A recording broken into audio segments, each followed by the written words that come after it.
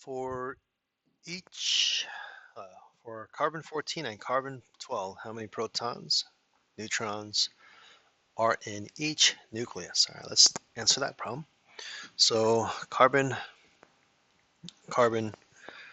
always has 6 protons. That's what makes it carbon. So carbon 14, this is the number of protons or the atomic mass. And this up here is the mass number, which is going to be the number of protons and the number of neutrons.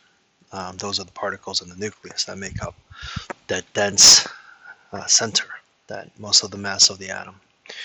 All right, so for carbon 14, I'll do this in red here. Carbon 14, it's going to have 6 protons, and it's going to have 8 neutrons because 6 plus 8 is 14. And assuming neutral, let's keep reading here. Assuming it's neutral, how many electrons? Okay. So basically, what are the 3? How many of each of the subatomic particles? So if it's neutral, the number of electrons have to equal the number of protons because they're the only 2 particles that have charges. So if it doesn't have a charge overall, they have to cancel each other out or balance out. So there's that. And let's go over to carbon 12.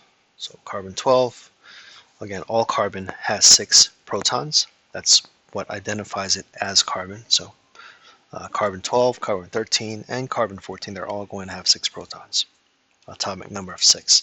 Now the only difference between these two is that carbon 14 has 2 more neutrons. Okay, so this is your more common version of carbon. It's like 99% of all the carbon is carbon 12. Okay, and then if it's neutral, again the number of electrons and number of protons are going to equal because they're the only ones that have charges, so they have to balance out if there is no charge on the overall atom. By the way, carbon 14 is the radioactive unstable version used in carbon 14 dating of artifacts.